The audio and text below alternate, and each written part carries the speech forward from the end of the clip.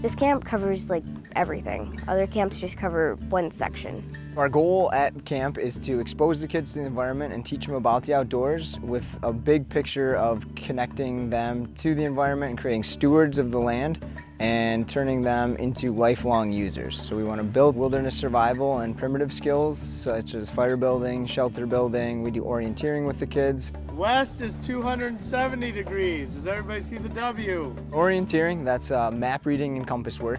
We have our big fake compass and we spin it around and we have the name Fred for the north part of the compass, and then we teach them to get it inside of the box. And then we have a map for them, which is kind of fun. And they go around and they find flags, and then the flags coordinate with each step. We have about 15 of them. That way, how many paces? And then they end up at the big tree, and it's fun to see how they work together as a group. And so far, I think most groups this week were pretty successful with that.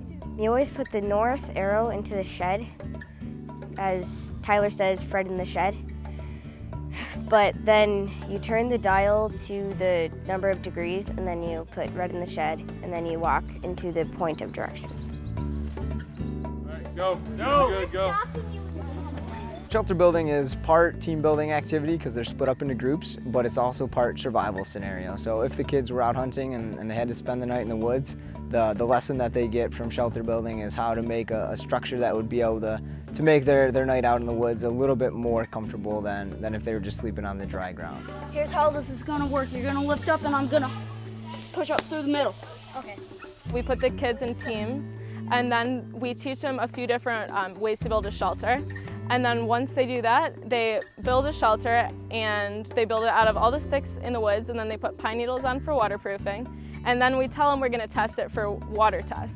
So we'll dump a 5-gallon bucket of water on it, and the kids will all be inside, and then they'll see how successful their shelter was. And then after that, we also do a bear attack, and one of the guy counselors comes up and like shakes all of their sticks, which is kind of fun to see too.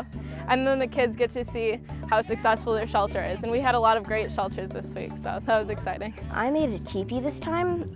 It was a tiny bit too big. We had lots of room for the 4 people that had to fit in it. I thought we should have done a smaller one, but it still worked. We still got second place in the shelter. We can set it on top, and then we can throw the pine needles on top of it, and then that just helps it with water.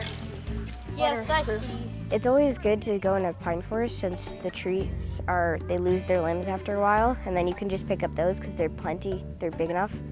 And then there's always pine needles on the ground. It's kind of sluggy, but I just throw it on with some extra sticks, and then it stays, and if you put it like this deep, then it will be waterproof and animal proof. We all worked together bringing big logs up, and then we all kind of worked on our own part, and we got it finished. This one's pretty sturdy.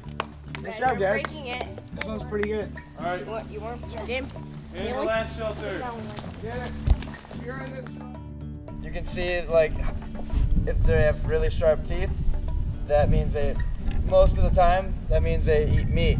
Wildlife ID and plants ID are both pretty important things for anybody who's going to be spending any time in the outdoors, especially if you're going to be a hunter or trapper or someone who's fishing. So we spend time doing skins and skulls programs where the kids are working with the pelts, they're learning about the animals and their habitat and what the animals need to survive, and then they're also becoming more familiar with what the animals look like and what their behavior is. Mallards are very common ducks around here. So, what's one cool thing about ducks and geese that they always do every winter?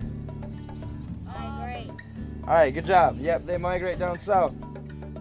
And then we want you to go gather the different materials that we talked about. So tinder, kindling, and other materials that we talked about, and then we'll help you guys get it started. Part of the wilderness survival along with orienteering and shelter building is fire starting. If you're out in the wild or camping, you can always start a fire to boil water and make food. We talk about different equipment that you could carry with you in case you got into a situation that you didn't have lighter or matches, and get the kids familiar with being able to start their own fire. You're going to use this sharp side first, and the magnesium, you want to get some magnesium on top of it because it's flammable.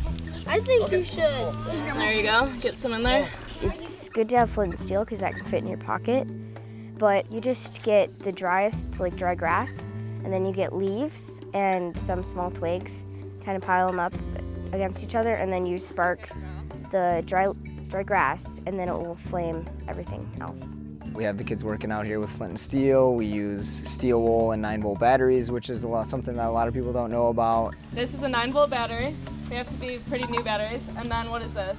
That's steel wool. This is a small piece of steel wool, so you don't need very much. But essentially, if this battery is new, it should, when I touch it on the steel wool, spark. Yep. Can you see those? So it ignites really easily, and you can use this to get a spark on your smaller leaves and stuff like that. They're learning definitely how to plan ahead. That's one of our big things. What you need to pack when you're going on a hike, when you're going anywhere, and that's one of our big fundamentals. Cotton ball soaked with Vaseline on it. This is a great fire starter for backpacking because it's really light and it lights really easily. This week, I think we've definitely brought to these kids some new skills that they can bring home with them. They might not be building fires every day and things like that, but I'm sure the experiences that they have, they're going to take home and share with their other friends and maybe inspire their friends also to get outside